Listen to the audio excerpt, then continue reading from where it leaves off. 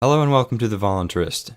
Today we'll be reviewing the answers given by Darryl Perry during his AMA, which happened on May 21st. Yes, May 21st. So to get right into it, we'll just start at the top and go down here by his responses, and I'll try to talk about them a little bit. If you don't get the Libertarian Party nomination, will you endorse another candidate? And he says, there are a couple of candidates I could support and several I could not. Which candidates would those be? See, Darryl kind of has this habit of being really vague with his answers, as you'll see. But this guy says, okay, which candidates? I know Dr. Mark Allen Feldman is a fan of yours. I'm not sure if you'd endorse him, though. I'd be willing to work with McAfee if he gets the nomination, and I could vote for Feldman, and others not so much. Agreed. I've watched a few of the debates, and that seems to be a consistent answer with what I've seen. So a Peterson or Johnson nomination would essentially mean a NOTA endorsement from the Perry campaign, unless Will Coley was the VP candidate.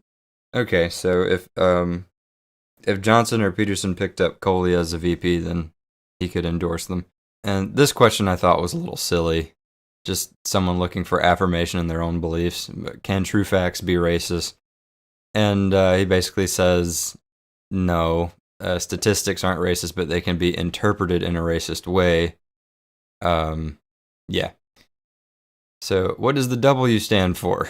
Kind of a silly question, but he says it's just a standalone letter because he didn't like his middle name, and he uses it to differentiate himself from the police chief of Kauai and Miracle Man Darryl Perry.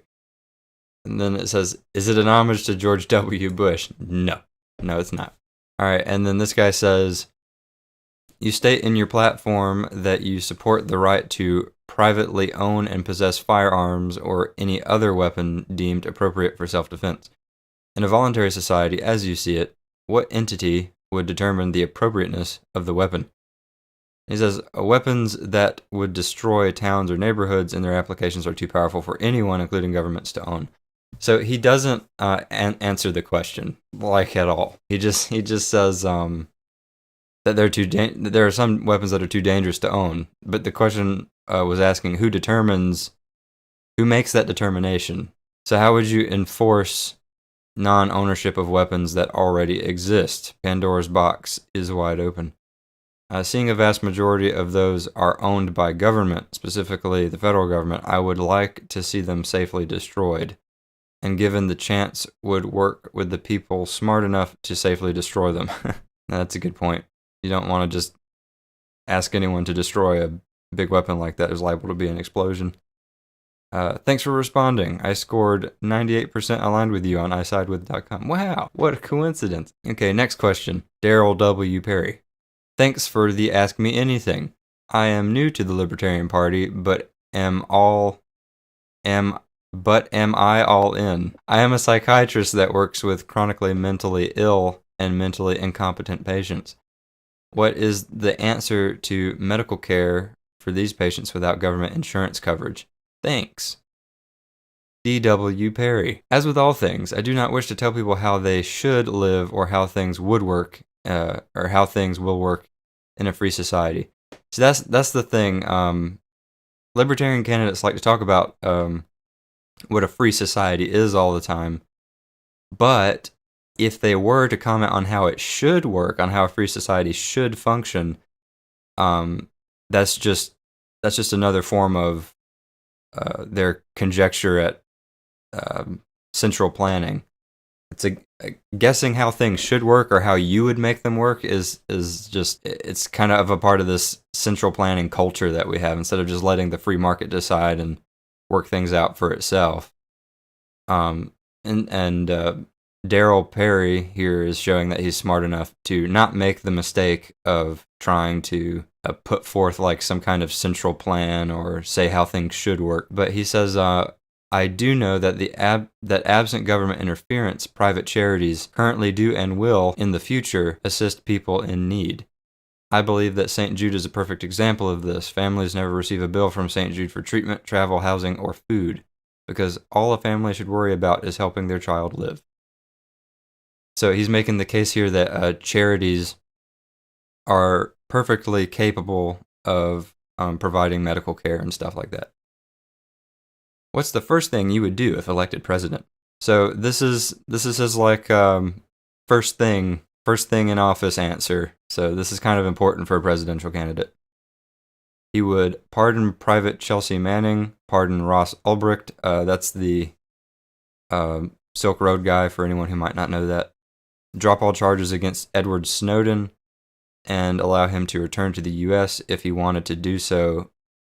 Blanket pardon for all non-violent federal prisoners convicted of offenses without a victim. Next question. What is your standing on helping the homeless, college university accessibility, healthcare, oil and railroad workers without jobs now, and immigration? And he says, I support private charities being free to help people as they see fit without government interference. Quite simply, government should not interfere in the providing of any of these goods or services. Yes. Okay, that was a good answer. See, the guy who asked the question says, but look at the homeless and think we need to make college more accessible and people need health care and there's people who don't have jobs and there's people immigrating that need help. But D.W. Perry stuck to his guns here and says government doesn't need to be involved in any of that. The private sector can handle itself. So yeah, I don't even know if the guy who asked the question was like purposefully like trying to see if D.W. Perry would fall back on his principles or if he was legitimately concerned about how the government should help the homeless or whatever. But a good answer by Perry either way. Then next question. Is there any structure or timeline regarding the order of privatization which you hope to implement? For example, first the IRS, then the Federal Reserve, then the FDA, then the schools, etc. And Perry says, I don't think there should be an order set in stone that needs to be followed, as most of the things you mention are not directly related to one another. Regarding the Federal Reserve, Congress simply needs to repeal the legal tender laws which force people to use the money they print. He says there's no particular order to privatizing the government, but with respect to the Federal Reserve, he just wants to end their monopoly on legal currency. And the legal tender law is really interesting because it sets up a monopoly of that particular law combined with us leaving the gold standard sets up this monopoly on worthless paper money that the Fed has. Now it's not even paper, it's all digital anyways. So some good points there. Can you give some important differences between you and Austin Peterson? There are two main things. I've been involved in the Libertarian Party a lot longer, and I actually understand libertarianism and do not reject the core tenets of libertarian philosophy! So obviously there's some beef here between Darryl and Austin. I have heard Austin talk. He doesn't really accept the non-aggression principle at face value. And he's more of a minimal government libertarian. So I mean, if advocating for any government at all, you'd have to or any central government at all with coercive taxation, i.e. all taxation, you'd have to disregard the non-aggression principle in order to advocate for stuff like that. So any minarchist libertarian that advocates for taxes or whatever is not an actual libertarian. And this is essentially what Darryl is saying here. Not to put too many words in his mouth, but the non-aggression principle is very important to libertarian philosophy, and taxes and central government definitely violate that principle. Here's an interesting looking question. Explain to a Bernie supporter why the government doesn't give free stuff like college. How would one escape from socialist ideas to libertarianism? Everything governments give was stolen from someone else. No person or group has more rights than any other.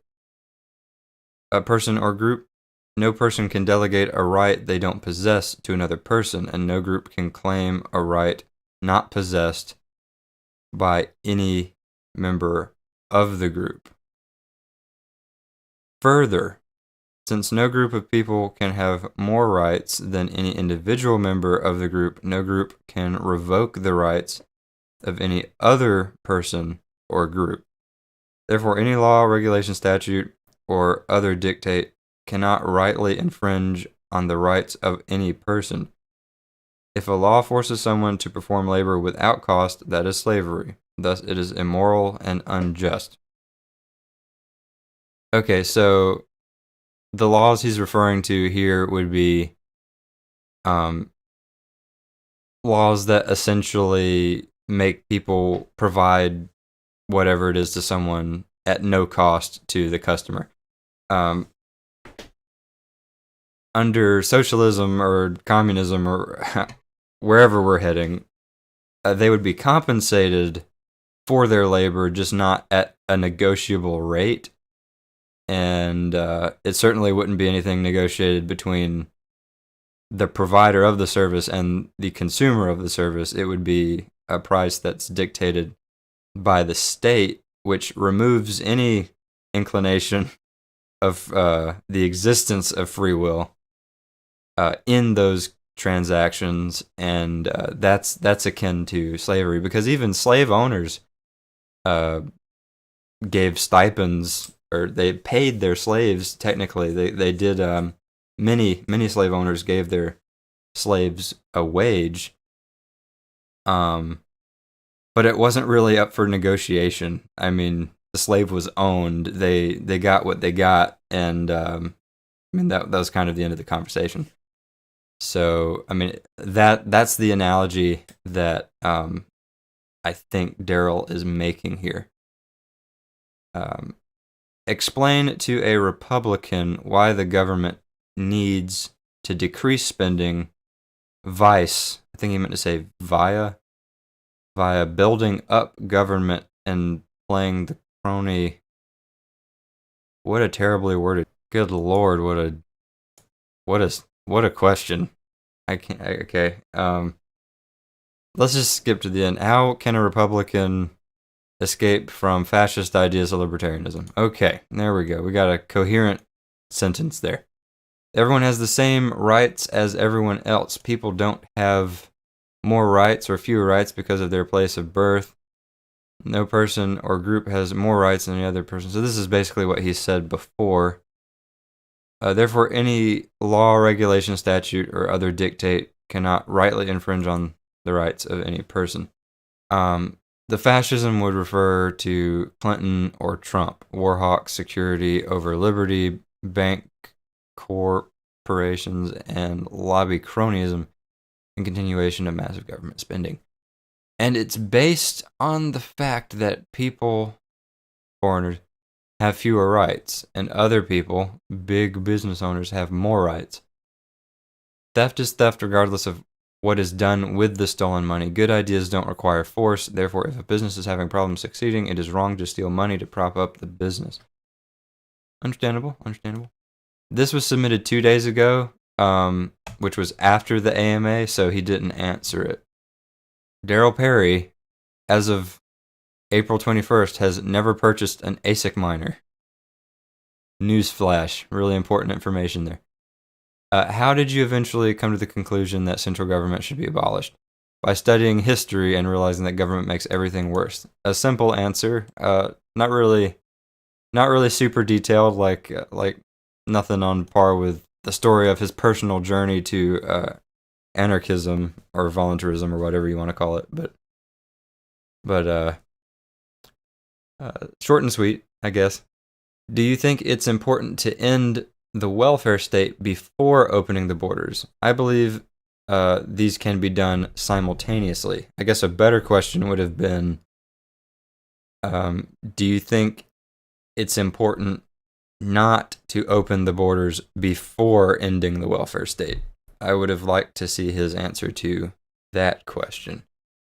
Can you explain your stances on intellectual property or patents?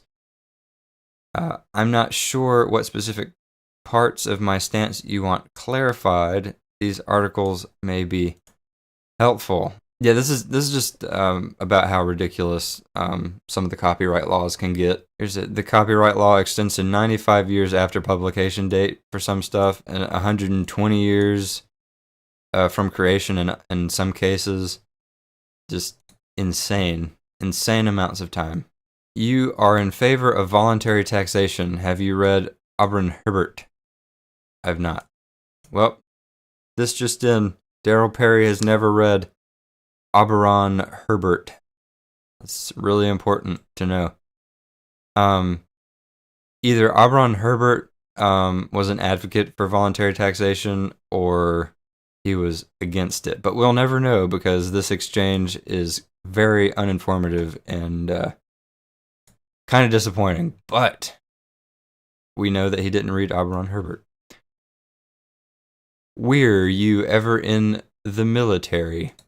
No. I began the process of joining the Marines, but became a conscientious objector before going to training. Ooh, close call, man. Very close call. Yikes. Some things happened to me after talking to the recruiter and reading about people like Smedley Butler. I don't know who Smedley Butler is, but I should probably figure that out. Fact, let's Google him. Why not? This is my show. I get to do what I want. Smedley Butler. Let's see.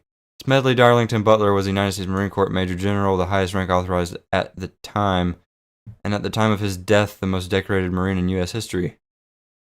War is just a racket. So apparently he was, I'm getting the vibe that he was an anti-war advocate. So I'll do a little bit more research on him later. Let's just keep going. Here we go. How would you unentangle the U.S. government from all the millions of things it's involved in? There are some amazing writers on Reddit, let me tell you. Some things, like releasing nonviolent victimless offenders, will be easy and can be done without legislation. Some of the things would be more difficult and require Congress to pass legislation. There's also the need to get people to not expect governments to solve all their problems. Yes, that's a huge difficulty. Once things start to be undone, people will hopefully be more willing to accept that government won't be able to protect them from everything. Darryl, will you run as an independent if not the nominee? We simply need a Liberty candidate. And the likely nominee, Gary Johnson, ought to go back to the GOP, frankly. Oh my gosh. I have a clip of Gary Johnson that I've just now made up my mind I'm going to add to the end of this video. Gary Johnson is not a libertarian, in my opinion. He does not belong in the Libertarian Party. He is out of place. And the same goes for Derek Reed. That guy is not a libertarian either. I just made up my mind that I'm gonna put that clip at the end of this video, so stay tuned for that. And I'll probably timestamp it in the description if you want to just go ahead and skip there. There are a couple of candidates I could not support, and several I could support, and several I could not.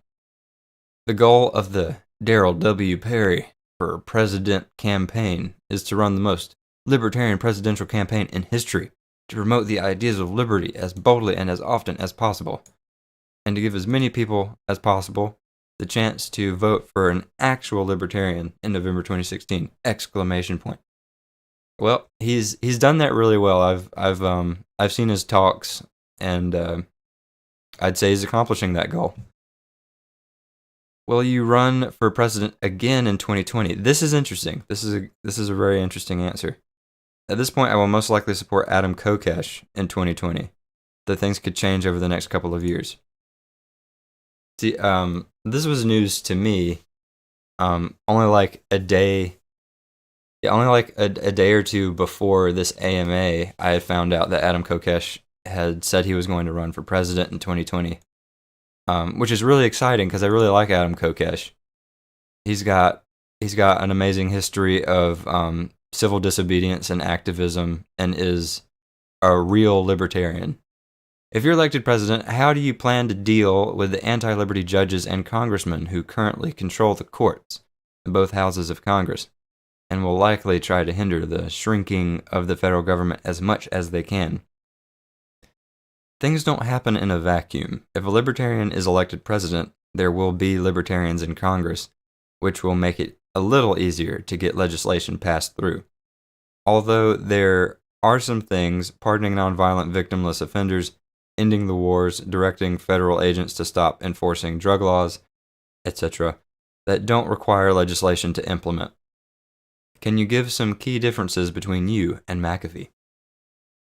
Darryl says, there are two main things. I've been involved in the Libertarian Party a lot longer, and while I don't have the name recognition, I am more sane. I recommend reading McAfee's comments about me.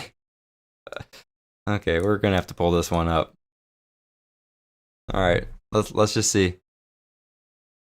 But Johnson, I mean, I googled Johnson, and what did I miss? What did I miss about Johnson? That he has any concept that he can beat me? What did I miss? Yeah, he seems a little manic, McAfee. But, you know, in his defense, I'm reasonably sure it's true that he was tortured in a foreign country for not giving protection money to the government, and then escaped to Nicaragua, where I think he faked a heart attack or something, and he was sent back to the United States. Something crazy like that. So, yeah, maybe crazy kind of fits his life story. Can you give any key differences between you and Dr. Feldman? There are two main things. I've been involved in the Libertarian Party a lot longer. Picking up on a trend here, don't know about you. I'm more radical in my approach to the issues. If you've not watched the debate from RT, you can watch it here. This might be the debate. Greetings and salutations. Racism. So in addition to that, we need... Okay, no, I haven't seen this one. Never mind. If you attended a nationally televised debate with Donald Trump and Hillary communicating via Skype from a posh prison cell, how would you answer the question? Who would build/fund the roads in front of the entire nation? I hate this question as much as any other voluntarist, but it will come up. D.W. Perry says, if a radical libertarian was elected president and was able to end fuel taxes, never mind there are state and local taxes on roads, the roads that currently exist would not disappear. The question isn't who will build the roads, because it's generally private contractors who do the work. The question becomes who will fund the roads, and I honestly believe that businesses, which exist because of their customers, would realize the need to ensure a way for their customers to continue being their customers, and would find a way to fund the roads absent coercion. Though with all things, I don't want to tell people how things will work in a free society. Hint, any society that is centrally planned isn't a free society. I want to allow a free society to exist so that people can figure out better ways to do things. Have you considered running for a seat in the New Hampshire legislature or even the governorship? The Free State Project could stand a lot to gain, or could stand to gain a lot of ground with radical libertarian leadership. I'm not eligible to run for governor. Need to be in New Hampshire for 3 more years. I tried running for the legislature in 2014, but was unable to collect the required number of petitions. I will likely run for the state rep again in the future. Once elected, I am assuming you'd push for the defunding of sovereign foreign countries, be they direct payments or arms deals. How would you handle the destabilizing impact of that? Wouldn't Israel get mighty miffed? There are several countries, including Israel, that would be miffed at the loss of welfare. And just because someone gets upset that they're no longer getting stolen money is not a valid reason to stop stealing money and giving it to people or other countries. Also, I believe that U.S. involvement in other countries causes more problems than people think will exist if the interventions stop. Okay, so he believes that the United States foreign aid programs tend to cause more problems than they solve. I'd like to see maybe a link to some supporting evidence for that. I mean, I accept the premise, the United States foreign policy, anything with the words United States and foreign in it usually ends up badly, but I'd still like to see some supporting evidence of that. But other than that, I mean, yeah, just foreign aid money is essentially tax money, and taxes are stolen from people, so it's unethical to begin with, so you should end it. Can you comment on the concept of the separation of state and geography? This is not a new concept. Ireland was stateless for nearly 2,000 years, as were parts of the Middle East during the life of Muhammad. In a polycentric society, people living next to one another are subject to different forms of governance, one to which they voluntarily agree. Tom Woods has a video on the stateless Ireland. By the way, if you watch this video, and I'm pretty sure it's this video, yeah. There's this guy named Gerard Casey who wrote a book called Libertarian Anarchy Against the State, and I would really like to read it, but I'm not going to buy it right now. I'm going to wait a little bit and then get it. But definitely watch this video and then go watch a little bit of Gerard Casey. He did a talk at the Mises Institute where he kind of roughly explains what the book is about. So that would be good to go and watch. Also, DW says there's this website called savewithpurse.com, and it lets you buy anything that's on Amazon with Bitcoin at a 5% discount. But the 5% discount does not include shipping or taxes. It's just like on the base price, I'm pretty sure. So I went and checked it out. Is it true that, okay, yeah, whatever. Yeah, okay, so these last two questions down here are just insults, or this guy might have just been making a joke, but this guy obviously does not like Perry very much at all. But Perry doesn't get pissed off or anything. He just kind of handles it. Yeah, so that's it. Thank you for watching this video. If you liked it, please leave a like, and let me know what you think about Darryl's answers in the comment sections, and what questions you would have liked to ask had you gotten the opportunity. Thanks for watching, and I'll see you in the next one. Bye.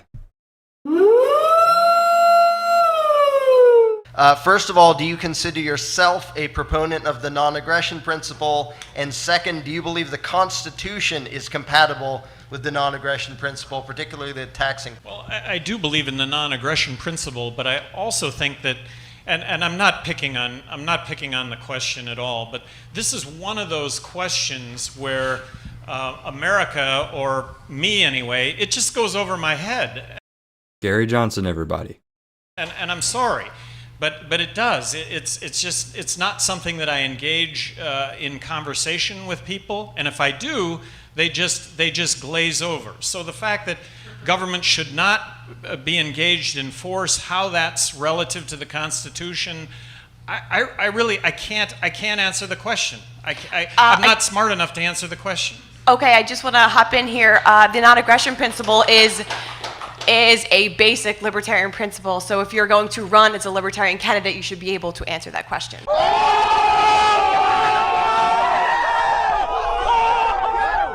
I know I should, but I can't. And fair enough.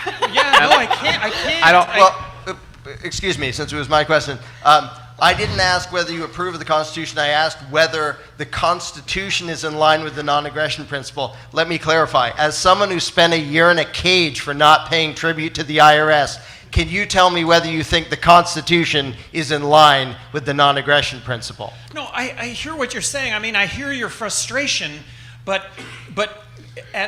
these are the questions that I think get people, is you knee-jerk the answer, and then you end up having to explain something that you can't explain. I can't. Obviously, fervently, you believe in what you're asking, but it's not something I relate to. I'm sorry, it's just not. It just goes right over my head. And I'd also point out that Austin Peterson and John McAfee, who could not be here today, they have taken similar views to Governor Johnson on this issue, as well as Bob Barr, who's the 2008 nominee. I'm not a rapper.